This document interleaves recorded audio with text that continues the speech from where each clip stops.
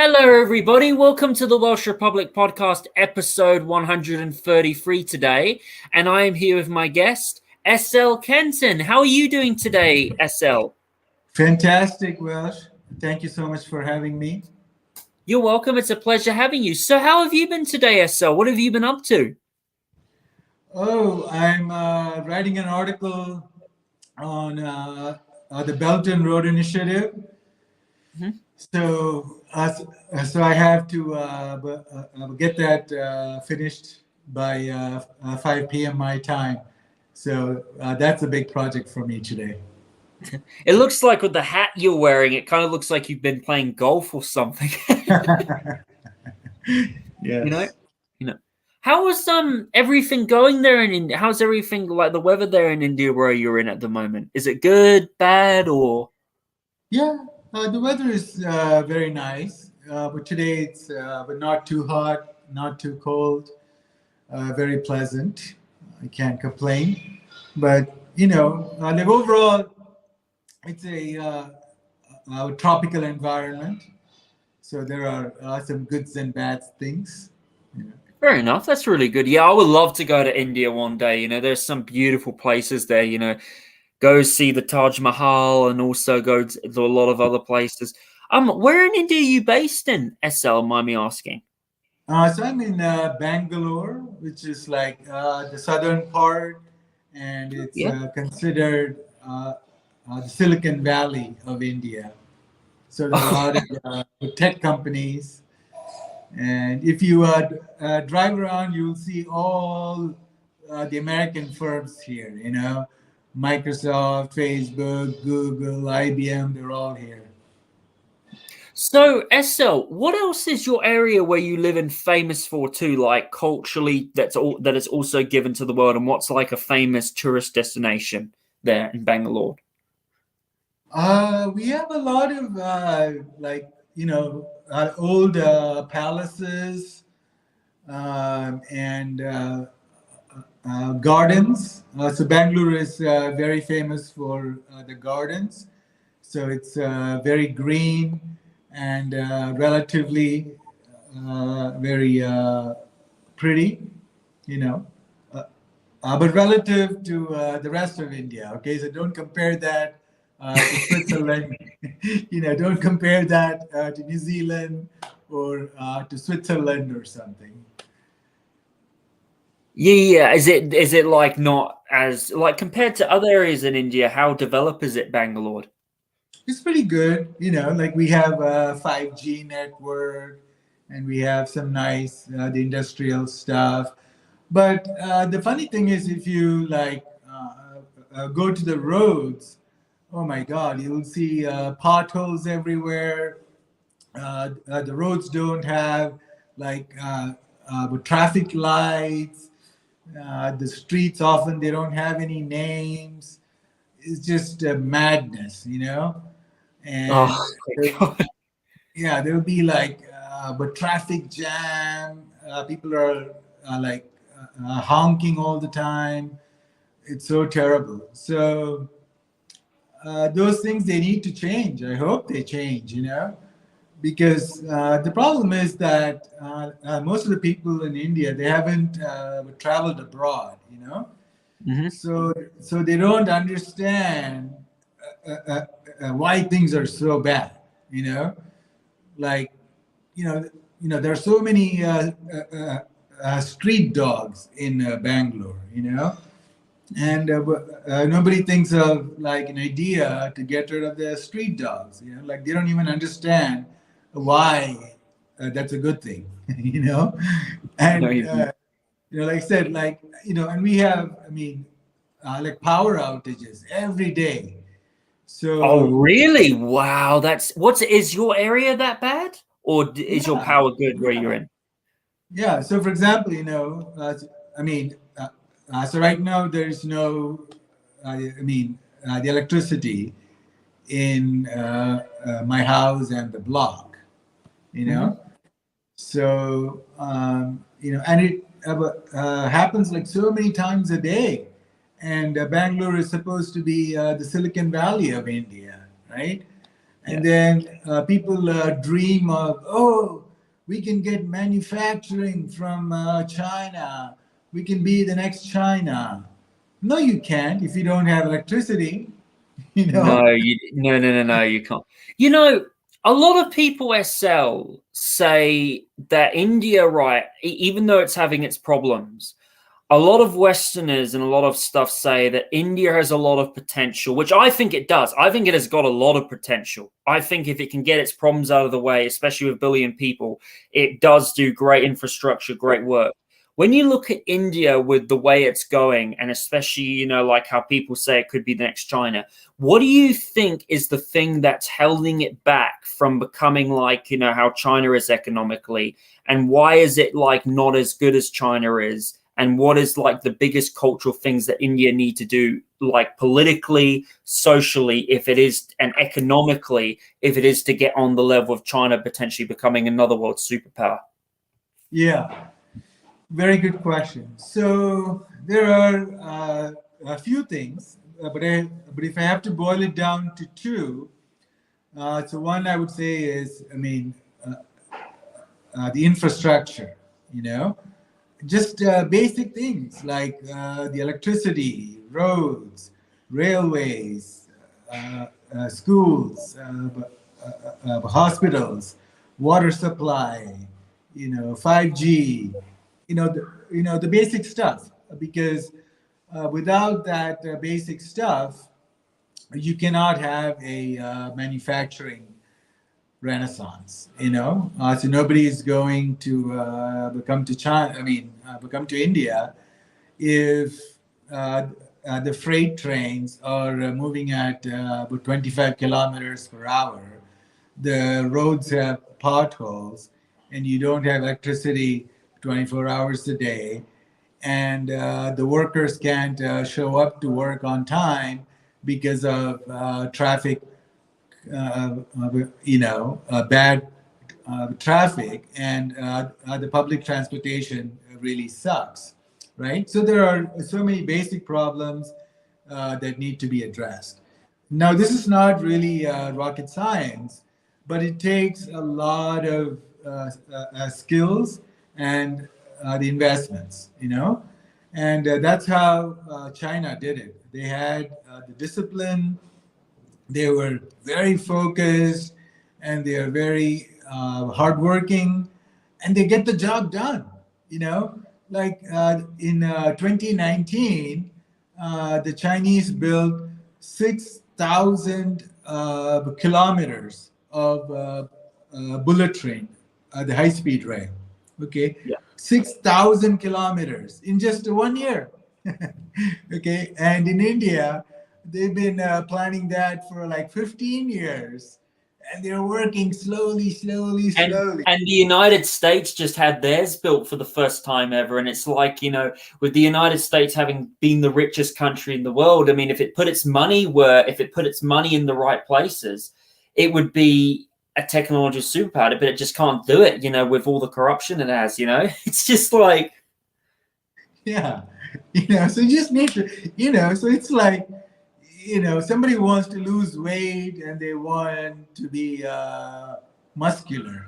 Okay, it's not really rocket science. You know what to do. Okay, so you have to stop eating junk food. You have to eat more vegetables and fruits, and you have to go to the gym. You know, so these are very basic stuff. I'm sorry. Uh, there's an air. no worries. Yeah, I definitely can hear the noise. I definitely agree with you. I think that India definitely has some things holding it back, and I definitely think that India could learn a lesson from China, especially with discipline. It's got a lot of potential, but especially when you look at like China. Sorry, I'm just talking with the plane. But when I look at like China and stuff, I really think that India, can take lessons. Estelle, can you still hear me? Yeah, just one moment. I'm sorry. There's like a fighter jet or something, flying over. Yeah, Okay. yeah. Like you were saying before. Yeah. So that's the first problem in terms of building the foundations of the infrastructure for the economy. And then the second problem are the social issues. As we talked before the show started, there's a lot of the Hindu nationalism, and which is just madness. Just pure madness, and is just creating a lot of social division, the acrimony, and it's going to be very bad because we have 200 million Muslims in India, and we need to work with them as brothers and sisters.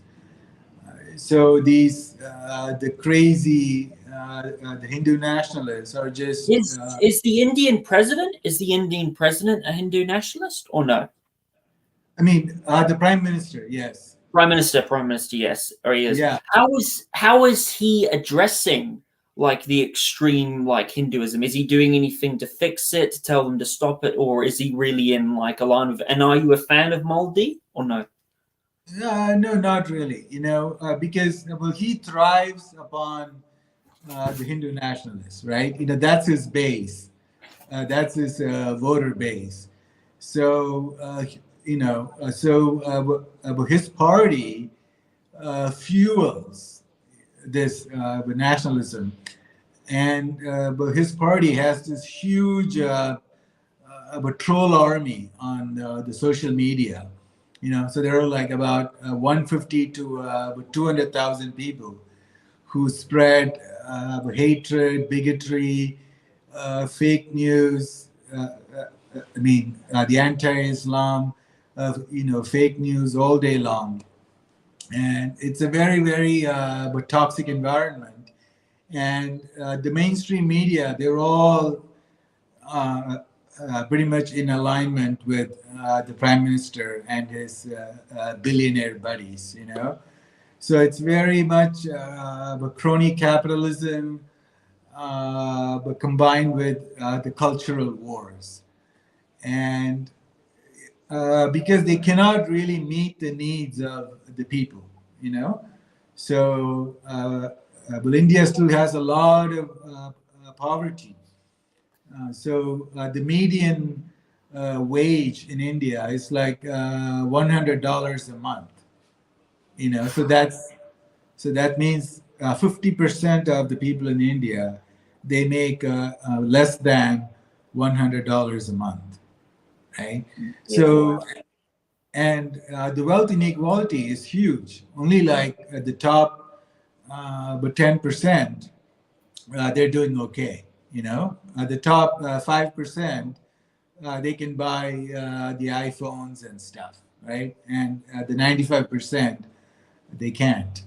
So, and the way that the rich people, they're able to distract and to control the masses is with stupid stuff like nationalism, the culture wars, So they should be focusing on, hey, what can we do to improve the country, So what can we do to eradicate poverty, raise the people up, raise the GDP, will educate the people.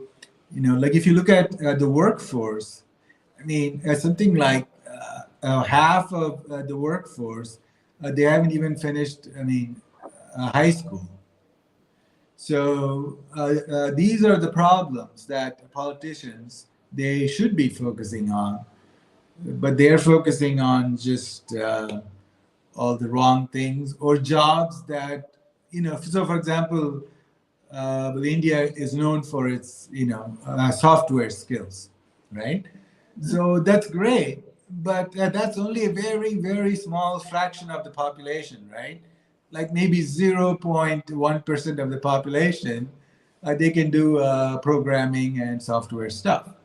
So that's not going to solve the whole problem of the entire nation.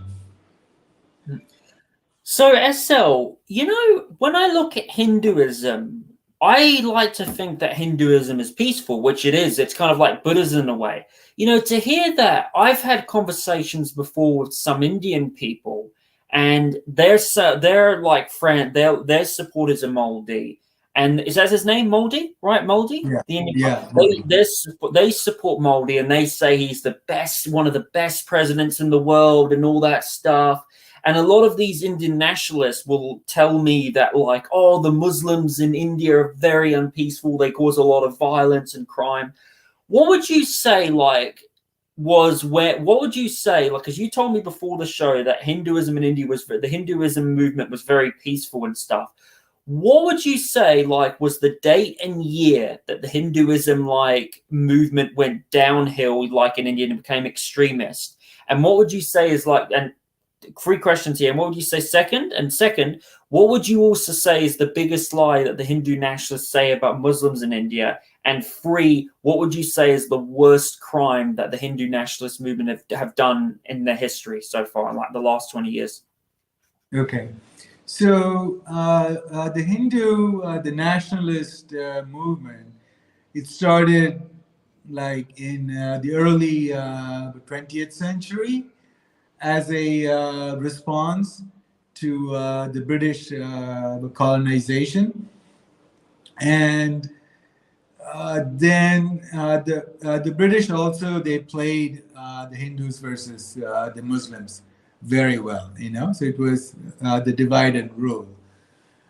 So then it was the Hindu nationalists who actually assassinated Gandhi. You know, so Gandhi is the father of our country, and you know he was the non-violent movement, and he got us the freedom. But the Muslims, you know, there were some Muslim leaders in India at that time. They said we cannot coexist with the Hindus. So we Muslims, we need our own land, you know, our own country. So the British partitioned India into India and Pakistan, right? So in 1947, they chopped up India and they created Pakistan. So, but then after that, the Hindu nationalist movement kind of died away for like another 50 years or so. But then in the early 1990s, you know, it started once again. And they were using all these the historical facts like, oh, this mosque was built upon a you know famous Hindu temple many centuries ago. So you know they wanted to destroy the mosque, and then since then there's just been like a lot of these the anti-Muslim movements, you know, and they just rewrite history. They, I mean, the Muslim rule, it peaked in the 1700s, you know. So, and then after that were the British. But the Hindu nationalists, they don't have anything bad to say about the British, you know. So they go back to what did the Muslims do to us, you know, 400 years ago, and then also, well, unfortunately, the Muslims also had some radical people, you know. So when I grew up, you know, I mean, I had Christian friends, Muslim friends. Nobody cared, you know. And I mean, I would have the Muslim friends would come to my house. I would go to their house. Nobody cared. But nobody talked about religion. You know, you do what you want at home, and when you left home, you left, you know, you left without the religion.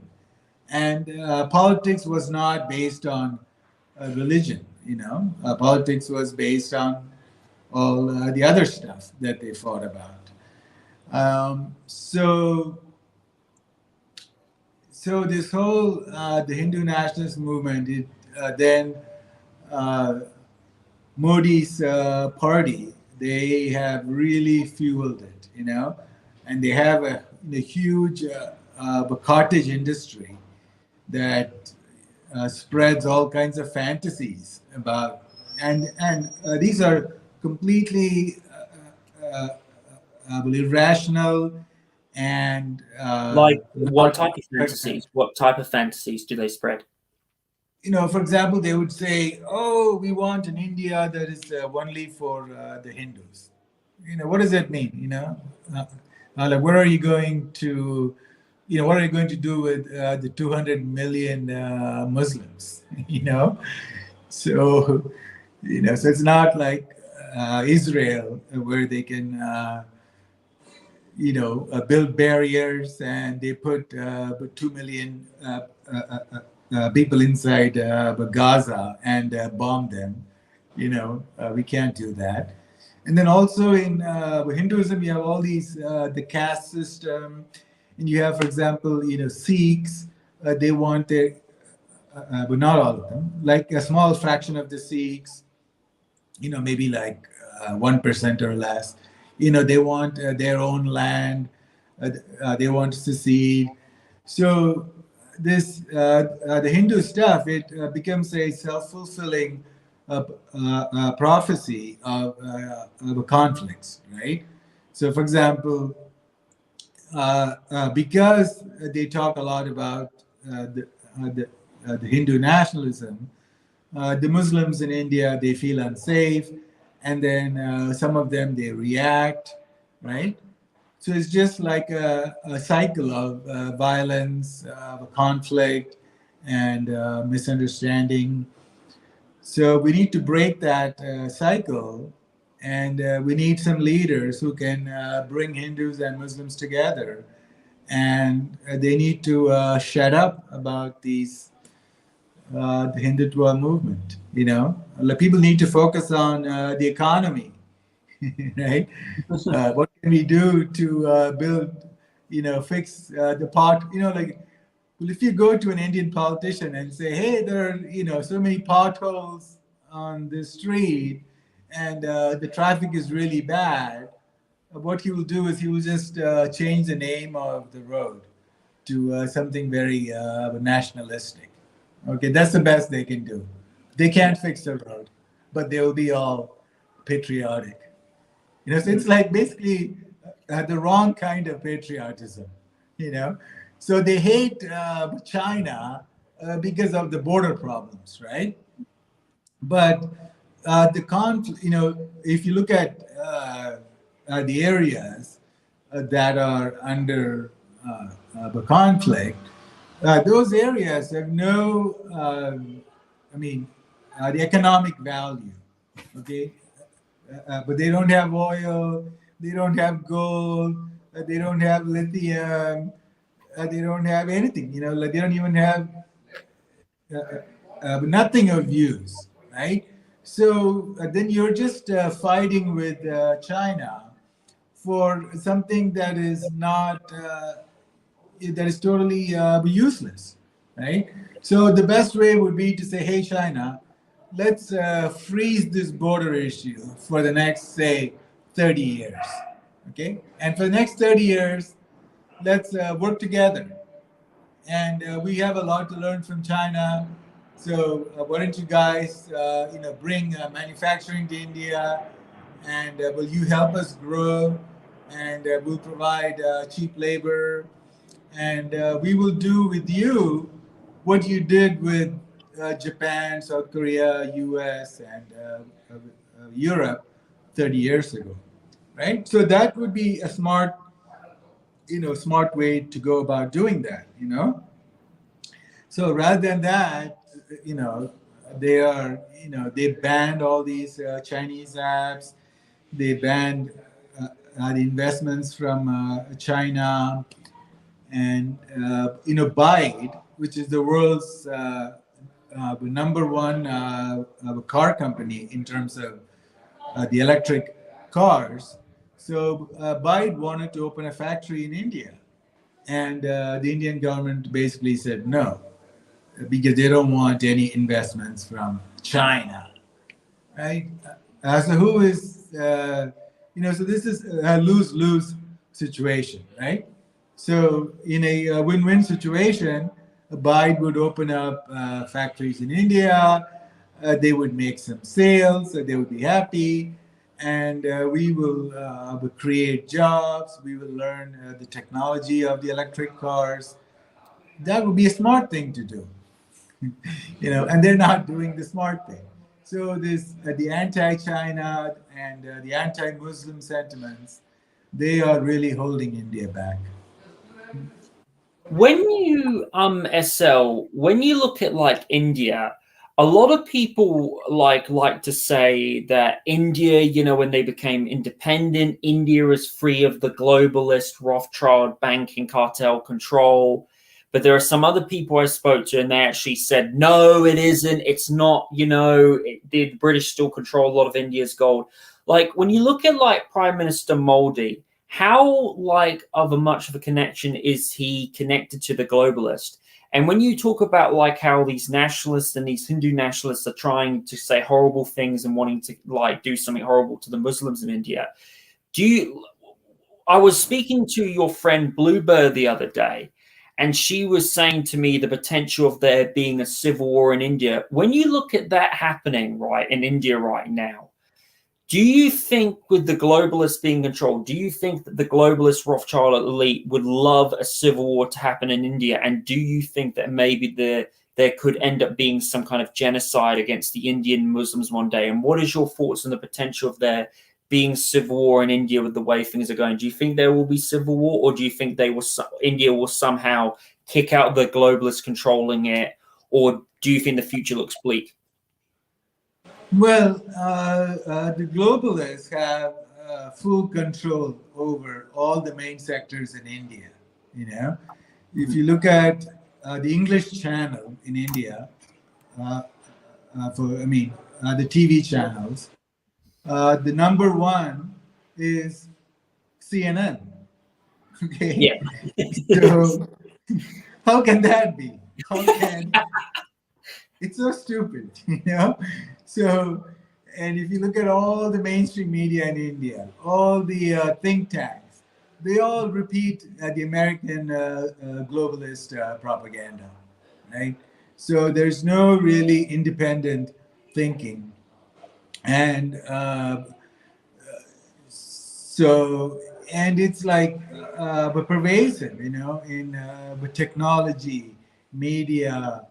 It's all like 100% Western. So this is very bad, which means you don't have independence, right? The mind is the most powerful thing. And so right now, India is kind of like a colony, you know. So that's the sad part. And if you look at the billionaires, there are just a few billionaires who have so much wealth in India, right? Like one guy is worth $150 billion, and he probably has more money than the bottom 50% of all Indians combined, you know? So it's just madness. And in terms of the civil war, I don't see it because, for one, the Hindus and the Muslims are very, widely mixed. So it's not like you can say like this is a Muslim state and this is a Hindu state. The Muslims are all over India, so there's no way to really uh, have a civil war or like an ethnic cleansing on a mass scale. But so you have all these small conflicts every now and then. So like, you'll have like say 2,000 Hindu mobs would go and attack one small Muslim neighborhood. That kind of stuff happens a lot, but it won't be nationwide. And as for whether the globalists would try something like that, depends on how well India behaves.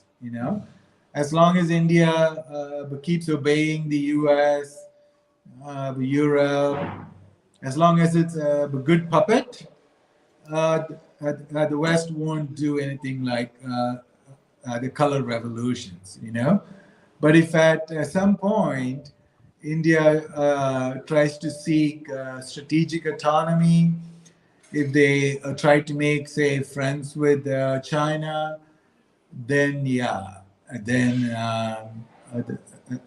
the globalists have a lot of opportunities to demonize China. I mean, to demonize India, to try to start uh, mini civil wars all over. And you have a lot of states in India, like where there are huge conflicts, like in Punjab, the Sikhs, they want their own land, and in the far northeast, like in Assam and Manipur, it's so easy to start the civil wars in those states. And in Kashmir, right? So Pakistan Yeah. can, the globalists can help Pakistan sneak in weapons into Kashmir, and that could be a huge problem. Yeah. A lot of people say that Pakistan, like in the Kashmir crisis of something 2019, said prevented, something like an MA-17, like a false flag attack. Is that correct?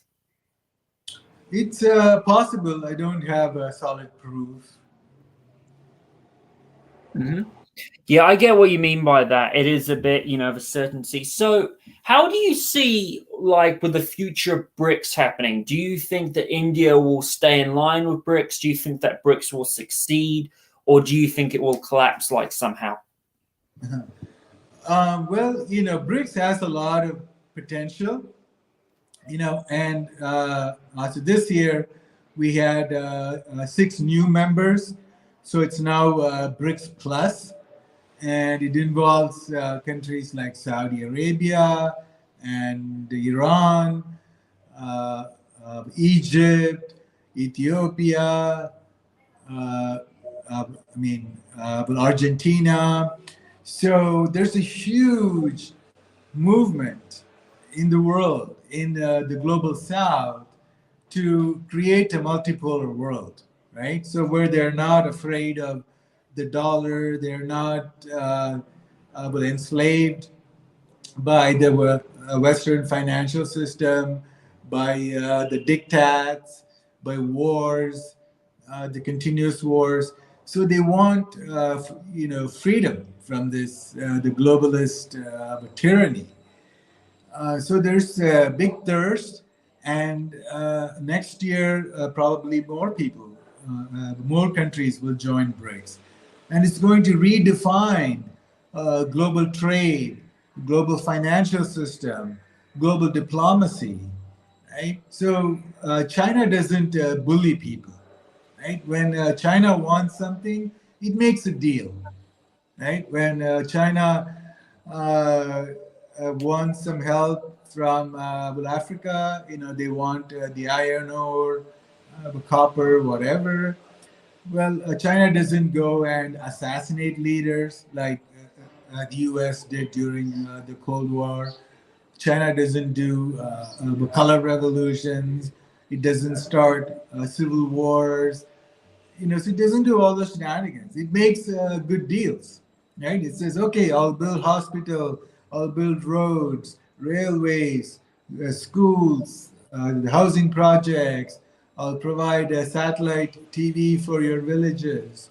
So that kind of a very positive relationship based on cooperation, respect, that is the ideal model, And I think BRICS has a lot of huge potential. And as for India, um, I think it will slowly come around because it doesn't want to be left alone in this movement. But they do want to please the US. So I think they will, maybe India will try to slow down the the progress of BRICS, but I don't think they'll be very successful.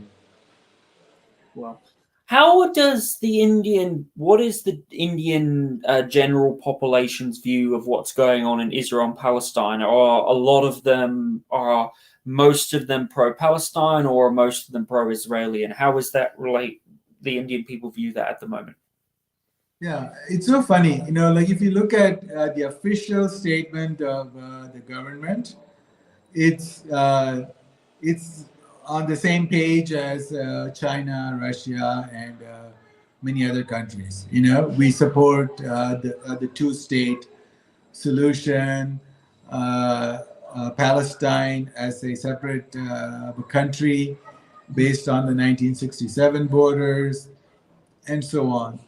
But in reality, on the ground, the Modi supporters are very pro-Israel, you know, and it's just purely because based on the hatred towards the Muslims, and these the loonies, they view Israel's apartheid and the colonial actions as the template.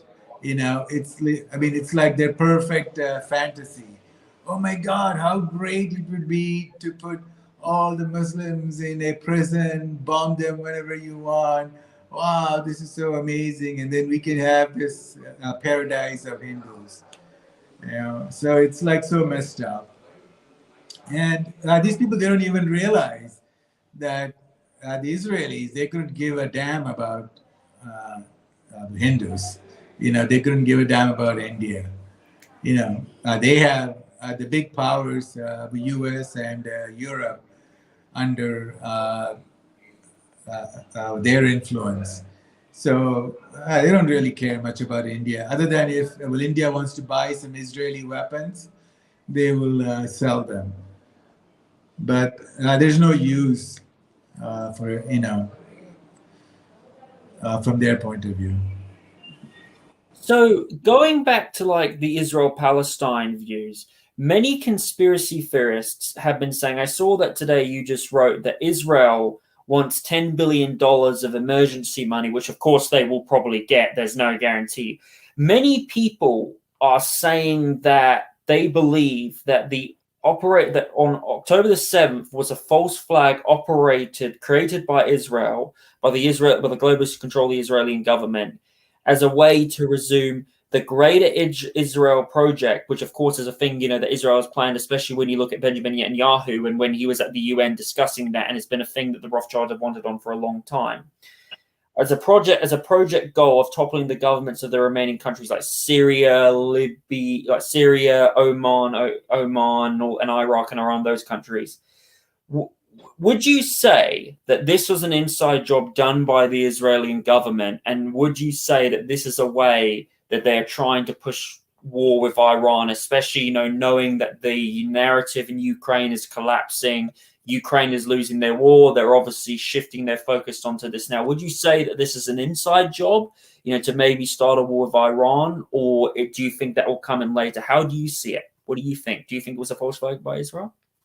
Yeah, as I wouldn't use the word false flag, so I don't know what the term is called, but somebody called it the Lee hop, meaning let it happen on purpose.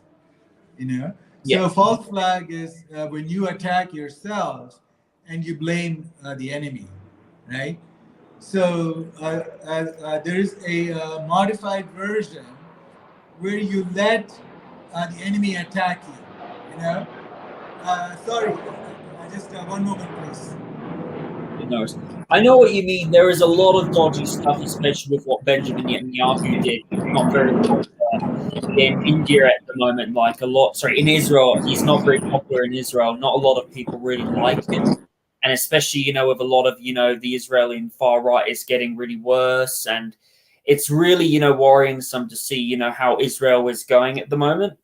SL, I really think that, Israel, it's a very complicated situation. It really is what's going on there at the moment. Is the point? Welcome back. Get what you're saying. Mm-hmm. Yeah. So if you look at the attack, it just is just so well, incredible, right? It's beyond belief. So for one, uh, they have the most amazing surveillance technology Yep. with radar, And let's cameras not forget, everywhere. a lot of that Yeah, technology, a lot of the IDF technology is being used in the United States to spy on, United States citizens through Hamas, CIA. They also use it, the IDF has also helped train the neo-Nazis in Ukraine. They've helped train, ISIS and Al-Qaeda. They also train the police in America, who a lot of the police in America do a lot of police brutality things, and they train the FBI and CIA. It's really, really scary stuff, SL. It is. yeah. And then, somehow the Hamas were able to but train thousands of fighters, and that must have taken like at least 6 months to 1 year. And they were doing, so in Gaza, in one section, the Hamas had a mock Israeli settlement, and they were doing paragliding exercises, and they released videos a week before the attack, and so none of that, uh, triggered the alarm in the Mossad and the others. And then the Egyptian government, it warned Israel 3 days before the attack that something big was going to happen, you know, and that was conveniently ignored. And then if you look at all the abilities, like you talked about, the NSA, CIA have access to all the smartphones and all the laptops of the world, and they couldn't figure out what the Hamas were planning. And uh, and also, well, Israel has a lot of spies and the informants within Gaza, and so none of them were able to figure it out. So yeah, so that's how I think it's. I mean, it could be the Lee Hop, and also look at the music festival, right? Of all the places in Israel, the music festival was very close to the border with Gaza. Okay, and they brought in all kinds of foreigners, to make sure that there's going to be like an international outrage. So yeah, it's a as you know, like Wesley Clark, uh, he was the NATO commander for a while, and he gave an interview in 2007, and he talked about how right after 9/11, the Pentagon had a Yeah, memo. seven ideas. They like seven countries they want to invade: Libya, Iraq, Sudan, and Iran. It's also a few others. It's obvious. It's all a part of the globalist playbook to bring in the greater Israel. It's all a part of the plan. It's just like how they basically. It's just like how they wanted to to balkanize China and balkanize Russia. It's all a part of that globalist playbook. Yeah, and in 2013, the New York Times so it had an article about a map that was widely circulating in the Pentagon, and it shows how they wanted to chop up, balkanize 5 countries in the Middle East into 14 countries. you know. So this is what they are freaking hoping to do, to start a region-wide war, to defeat Iran, which is the number one enemy for them, and then to subjugate all the other countries in the area. But I don't think it's going to happen. They could have done that. They couldn't even do it 20 years ago, right? When China was very poor, Russia was very weak, and they couldn't do it in 2001 when they had the perfect opportunity with the 9/11. So they can't do it now, because all the countries are much more independent. China is very rich. Russia has the hypersonic missiles, Yeah. the Kinzhal, okay, and they can fly. So they can launch the Kinzhal from over the Black Sea, which is their region, and the hypersonic missiles can destroy the U.S. aircraft carriers in the Gulf and in that region. So good luck, and also, the world is very, the American century is freaking over. It was over in, I mean, after the 2008 financial crisis. So the American century is over. The Israeli domination over the Middle East is over.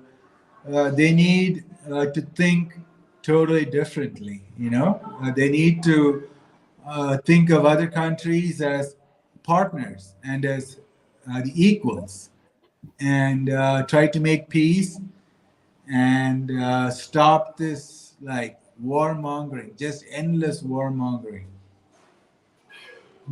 Yes, I do agree with you. I really think, the world now is getting fed up with a lot of, the wars. Going back to an inside job, a lot of people, seem to forget about, what it's funny because a lot of United States people will say that Israel is America's greatest ally, but yet they seem to forget about, the day of what happened with the US Liberty in 1967 when the United States Liberty was attacked by the Israeli army. And what is your opinion on that? When the United States Liberty got attacked by Israel, and then the Israeli government was saying it was just a false mistake, but then yet at the same time it was attacked. People admitted it, and the fact that the United States government was going after the people who actually wanted to speak against it, and it's kind of like it brings back to the fact. It also goes to when you see like all the connection of the Israeli government, the United States government, where it's been the United States Liberty incident of 1967, the 9/11, especially the dancing Israelis, all that stuff, which a lot of people don't seem to look up, and it's just all the connections that you see, between there and Zionism. It's just really, what is your thoughts on that incident that happened in 1967 when the United States Liberty got attacked, and the fact that that people say, that that Israel's United States greatest ally? What is your thoughts on that? Yeah, they have actual recordings of the conversation. You know, so one guy says, "Hey, so you want me to bomb this ship, but it's actually like an American ship." And then the Israelis, they go, "But don't worry, just bomb the ship. Just bomb the ship." So they wanted to blame the Arabs for attacking the American ship, but it was the Israelis who did that, and the U.S. So it's all it goes back to the Federal Reserve Bank, the Rothschilds. Once you would take the control over the central bank of a nation, then you are basically in charge of the whole nation, because once you control the money, you are able to control which corporation, which sector, which industry is going to succeed, and which media is going to succeed, which politicians are going to get elected. So once you control the money, then it's the end of the story, right? So in the U.S., people think they have freedom of speech and they have freedom of information. They don't. I mean, like you see every day, people getting banned. On but Twitter is now slightly better under Elon Musk. But you see Facebook, YouTube, Every day they ban anyone, or even like PayPal and Venmo and all these guys. They demonetize people, you know. Mhm. So it's a very, very strict thought control, and the U.S. is just a giant puppet. The Americans, they don't know what the hell is happening to their own country, who controls the politicians, who control the media.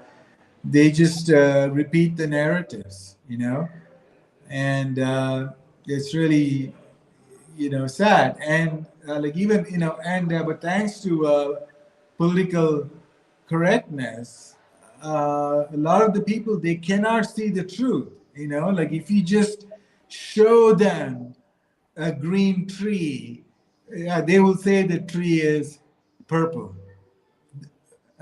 Their brain cannot register the fact that the Yeah. tree is green. you know, it is just amazing human psychology at work. SL, also going back to the 1967 Liberty, let's not forget it also says here that Lindy Bias Johnson lied in 1967. He also lied about it a lot when 200, people were killed. It's just like the fact that he lied is just kind of like what Biden did just now. you know?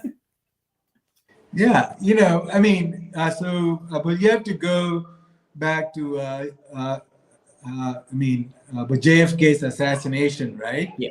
Mhm. So Lyndon B. Johnson was the vice president. Okay, Mhm. and there are lots of well, indirect evidences to show that Lyndon B. Johnson was in some way involved in the assassination of JFK. You know, so JFK was probably the last good president that the U.S. had. He was very smart. He was an intellectual, and he wanted to make peace with Russia and others. He Mhm. did not want to go into the Vietnam War. Uh, he wanted to dismantle the CIA. He famously said, I'm going to break up the CIA and scatter it into the wind into a thousand pieces. And he fired the CIA director, uh, who then later on, when JFK was assassinated, and they had the commission, the Warren Commission, to study the cause of the assassination. But guess who led that the commission? The CIA director who was fired by JFK. Wow, that's a bit of an interesting one. Yeah, and that guy was like a fanatic, So he and his brother, so they were called, I mean, the Dulles brothers, and they were so conniving, so evil, so Machiavellian. So, for example, they made friends with the Nazis of Germany. So they brought in all the Nazi scientists into the U.S. It was called the Operation Paperclip, and they created the CIA because there was no CIA before 1947 or so. So they created the CIA.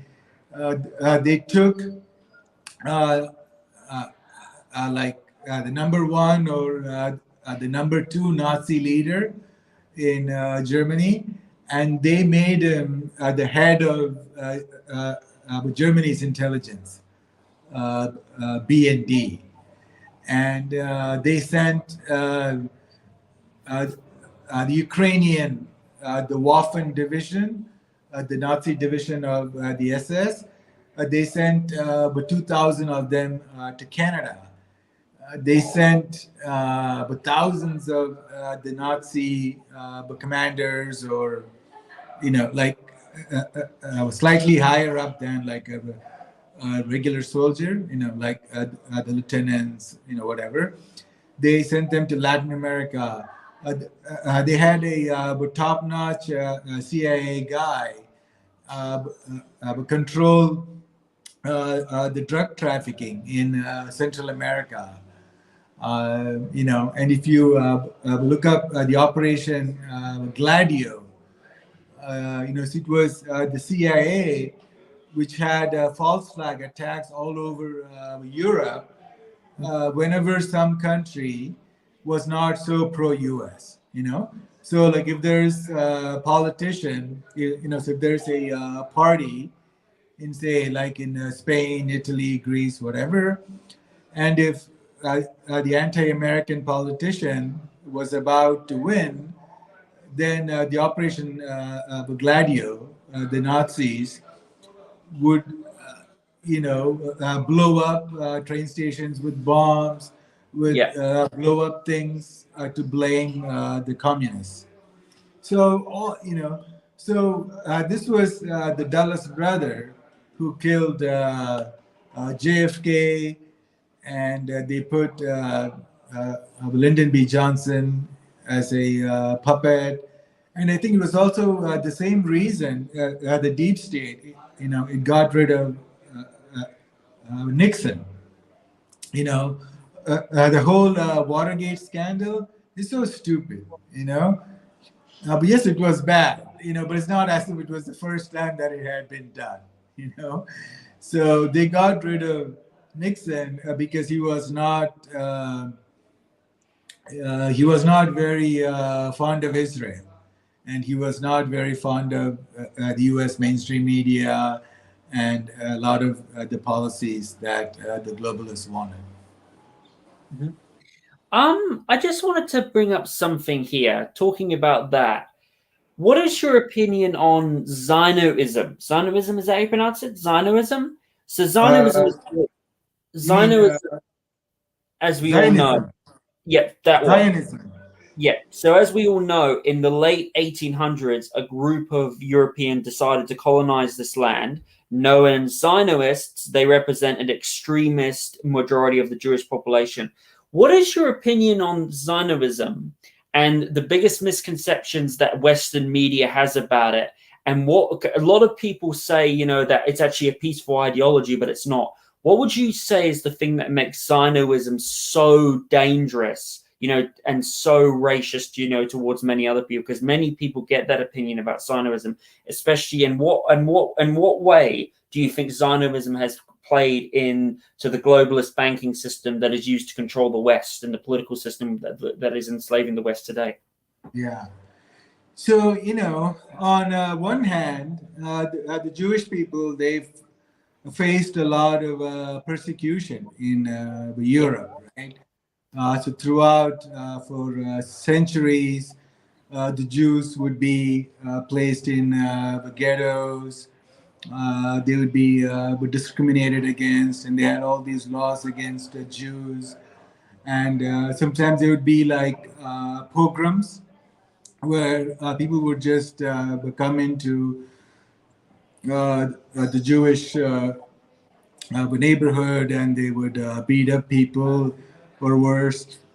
So, it's kind of understandable that Jewish people would want their own land, so they could avoid persecution. But on the other hand, the Jewish people also were very successful, right? Like the Rothschilds. That family became the wealthiest and the most powerful family, probably in the world. And they were able to take over the Bank of England. And so they have tremendous power. And in the 1917, the Balfour Declaration, the British government, it basically sent a letter to Lord Rothschild, right? So they basically, it's as if Lord Rothschild bought Israel. He's like, okay, I write you a check for I don't know, $500 billion, And and let's it's not forget, the Syrian kingdom was existing at that time. Syria was another country that the British came and destroyed at yeah, that time. right. So the Zionism, I don't even understand, because Jews are not feeling persecution anymore around the world. Uh, and the Jewish people are very successful. The Forbes magazine, they just published the world's Jewish billionaires, and there are like 250 Jewish billionaires. So Jews are doing okay, right? So nobody is attacking the Jews anywhere in the world. So this Zionism, and like, even if they want to go and live in Israel, okay, so that's their choice. But learn to live with one another, right? So you already got a piece of land, be happy with it. We have the technology to provide housing, education, water, food to all the people in Israel. There's no need for them Mhm. to bomb Gaza, to occupy West Bank, to kill people, to torture people every day. Let the Palestinians live and let the Jews live. So live and let live. I was also reading that according to Israel, when it comes to prisoners, it says here during the times in 2016, there's only been two Israeli citizens that were taken prisoner, but ever since the occupation of Israel's in the Palestinian territory since 1967, more than 800,000 Palestinians have been detained and locked up. And also more Palestinian journalists have been locked up than Israeli. And it's not. And what's scary, what's really sad, SL, is you've seen it's been some independent journalists who have also been killed by the IDF and been killed by the bombing. It's very sad and tragic. What is your opinion on that? Yeah, yeah. I mean, it's just like the Nazis. Okay, it's so shocking. The Jews are doing to the Palestinians what the Nazis did to the Jews. It's just totally mind blowing. Like, you see how West Bank operates. It's a complete colonization, and it's like an apartheid. There are signs on the streets that says Muslims not allowed on this Yeah. street. Okay, and that happens in the 21st century. Okay, and so it's the Palestinians are not even second class. They're like third class, fourth class citizens in West Bank and Gaza. I mean, in West Bank, yeah. So, and well, Israel controls all the major, the basic things. How much water the Palestinians get, how much food they get. The Israelis, they measure the calories that go into Gaza. Okay, so they want to make sure that each Gazan, on the average, gets below the recommended amount of calories. It's like so psychotic. And so I've seen, like videos where the Israeli snipers, they're like 200 meters, 300 meters away, and they shoot random Palestinian kids, I know. and they It is, laugh. it They is laugh, very like, sad. yeah. It is So very like, sad. yeah, and the Palestinians, they don't have freedom of speech. Like if you look at the Bill of Rights in America, so you have the First Amendment, Second Amendment, the Yeah. freedom of religion, freedom of speech, freedom from being detained, all of that. The Palestinians don't have any of those rights. Okay, so there are no Bill of Rights. And in West Bank, so you would see the Israeli flags everywhere, and it's against the law for the Palestinians to fly a Palestinian flag in I West know, Bank. and it's also illegal to protest. It's also illegal to protest in the Gaza Strip. It's absolutely ridiculous, you know? Yeah, it's just like so monstrous. It's like well, Israel has lost its soul. You know, it's become like a demon, and it's the leaders who are perpetuating these wars, and they have all these dreams of the expansionism, and they dehumanize everybody.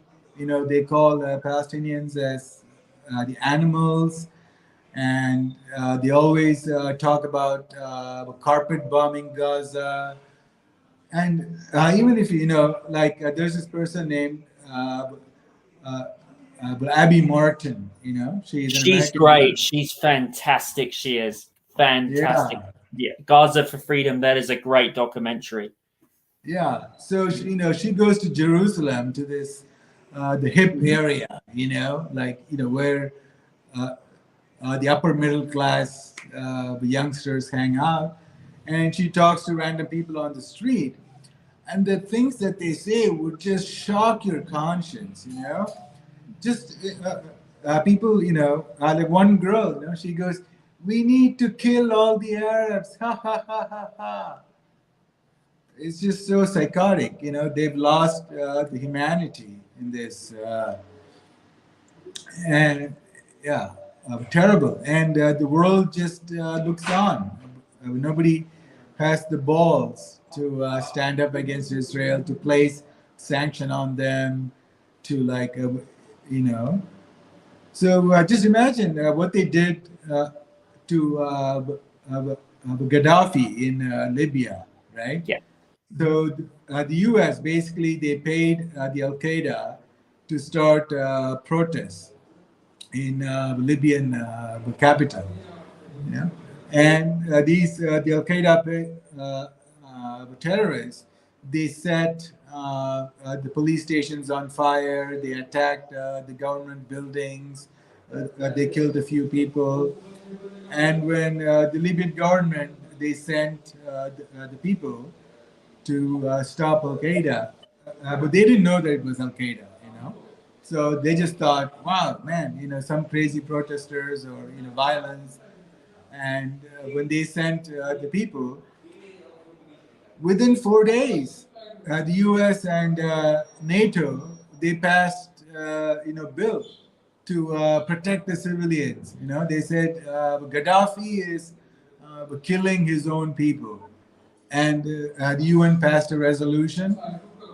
And at that time, they fooled a lot of the countries by saying that this resolution is, I mean, only for the airspace, like what do they call that? Free fly zone, or fly free zone, whatever. Mhm. So, and then the UN passed a resolution, and they completely destroyed the whole country. Okay, for just 4 days of protests. And look what Israel has been doing to West Bank for the last, 50 plus years. A long time. They've been doing a lot of bad stuff. So, SL, um, what would you say in the Israel-Palestine conflict? You covered it. What would you say is the most tragic story you've ever heard of a Palestinian victim? Hello, SL, you there? Hello? All right, ladies and gentlemen, I think SL just went out. I'll make sure he's okay. Hang on a second. Sorry about that, ladies and gentlemen. He just went out. I think it's just bad internet connection. Um, and he's Well, back. Sorry about that. I don't know. Sorry. Sorry, SL. So I was just saying, what would you say is the most tragic story you've heard, like from the Israel-Palestine conflict? You know, the one of any Palestinian victim that never happened before, in your knowledge of studying it. My God, there are just so many tragic stories, just bombing of Gaza, freaking every few years. It's like a clockwork. It's like some kind of a psychotic the human experiment. How can you bomb schools, hospitals, the media, mosques, basic stuff, you know? And like, so take this for example. In 2014, when well, Israel bombed Gaza, they bombed at 11:15 a.m. Okay, very specific time, 11:15 a.m. And you know why they chose that time? Because that's when the school shift happens. Okay, so but Gaza doesn't have a lot of money, so to educate the people, they have two shifts for the kids. You know, one from 7 to 11, and then the other from 11:30 to 2:30 or something like that, right? So between 11 to 11:30, about 750,000 school children are on the road.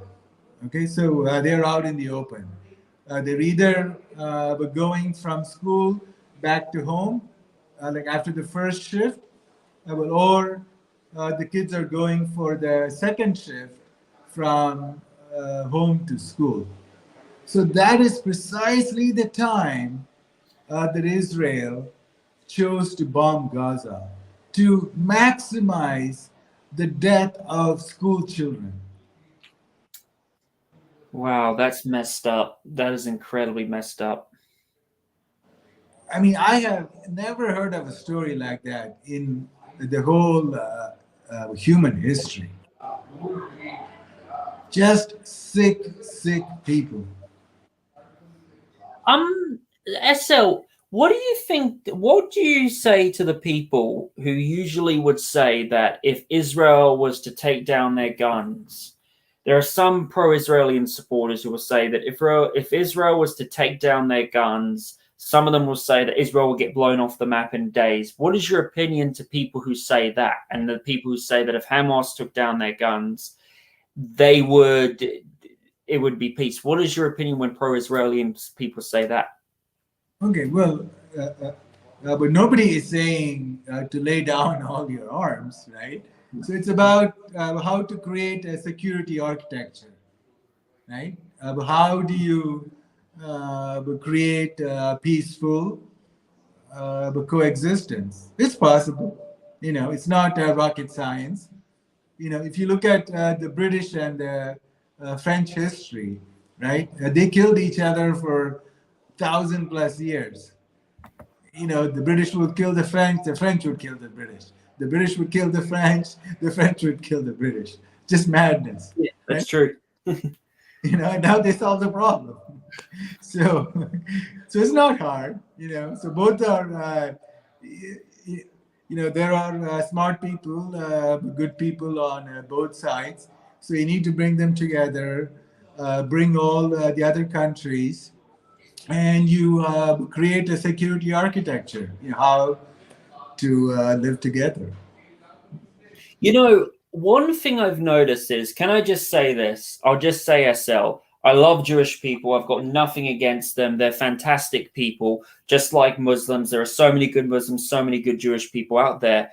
And, you know, just because someone criticizes the state of Israel, criticizes Zionism, doesn't always mean they're anti-Semitic. It doesn't always mean they hate Jews at all. They just don't. There are a lot of Jews who don't like what the Israeli government does, because the Israeli government is just nothing but a project that is controlled by the elitists, the bankers, the Rothschilds, and all that stuff. And like I said, there's a lot of Jews who are protesting the state of Israel, what they're doing to Palestinians, and it's good they're doing that, because we do need to be seeing more of that stuff. And when you look at like Israel right now, how do you see this conflict going? Do you see the state of Israel surviving, or do you think there will be some kind of bad thing that will happen, or do you think that Israel will have a two-state solution? And what do you think the future of Benjamin Netanyahu is going to be, knowing that Israel's kind of very divided civilly right now, Yeah, politically? you know, these are very, very dangerous times. And so the worst case scenario, it could turn into a regional war, where Israel is bombing the hell out of Syria, Lebanon. The U.S. Gets involved and it is trying to attack Iran. Many things can go wrong, right? Like what if Russia fires a hypersonic missile that sinks uh, the U.S. aircraft carrier? Oh my God, right? So, so that would be like World War III. So we don't know. The crazy people, the U.S. and Israel are just, ruled by fascist fanatics who just don't know their limits, and they don't want to give up their power. So I don't know how it's going to end. We are living in very dangerous times, and because both sides. I mean, it's just but they need to suffer to get some wisdom. These people are so freaking arrogant, so psychotic, so brutal, so genocidal that I don't know. So you cannot just sit with them and talk about the loving messages of Jesus and Buddha, and they change their mind. Like these are psychotic people, and they need to be humiliated, and they need to understand their power is gone for sure before they're going to agree uh, for peace. So we'll see. It's now 2023. For the next 5, 6 years are going to be very dangerous, uh, because after this, they're going to go after China, right? So the three major the geopolitical rivals for the U.S. are Russia, China, and Iran. So they tried to bring down Russia, they failed. And now they're going to try to bring down Iran. We don't know how that's going to happen. And then finally, they will try to bring down China. In my opinion, I think they're going to fail with that because I believe the New World Order is losing and the United States empire is on the verge of collapsing, which is not, which is sad, but it's inevitable. I mean, Yeah, you know, because they follow the same trajectory of all other empires. You know, you look at the Roman Empire, the Portuguese Empire, the Dutch Empire, the French, British. They all follow the same trajectory. They never learn. So they get too cocky. And, the U.S. has like 700, 800 military bases in 140 countries. They are borrowing like mad people. Just in the last, was it the last month? Yeah. Okay. So in just 1 month, in the last month, the U.S. borrowed $600 billion of debt. wow. Yeah, that is very true. And I saw a trajectory where it said it could be $41 trillion by the end of the year. I'm not going to be surprised if it's 62 trillion by the end of next year. It's ridiculous. Um, it's, it is. it's just It's so. not, yeah, It's, you and they'll know, accuse I mean, China and they'll say China is going to collapse. Well, no, that's not happened. And they said Russia's going to collapse, and no, that hasn't happened. They're both thriving. Those two countries are. yeah. Okay, I mean, right, China produces everything, okay, and they have a solid economy. Yeah. They make real stuff. Like they just don't. What does the U.S. make? It's all fugazi. They print money. They have Netflix and propaganda. You can live without the U.S. goods. But you can't live without the Chinese goods. The Chinese make cars and furniture and smartphones, all the basic stuff that people need all over the world. So, SL, I just wanted to say before we finish up. So right now, as we all know, Donald Trump, who I'm not a fan of Donald Trump. Are you a fan of Donald Trump or no? I like some things about him. So I Yeah, like the fact that he's able to piss off the deep state. Okay, yeah, that's he the does best thing that. I like about him. I was just saying, when you look at Donald Trump right now, personally, I didn't think he did enough to fight the elite. But when you look at Donald Trump right now, how do you think it's going to happen? Do you see like that Donald Trump? Do you think there's going to be a chance that he's going to win the election in 2024?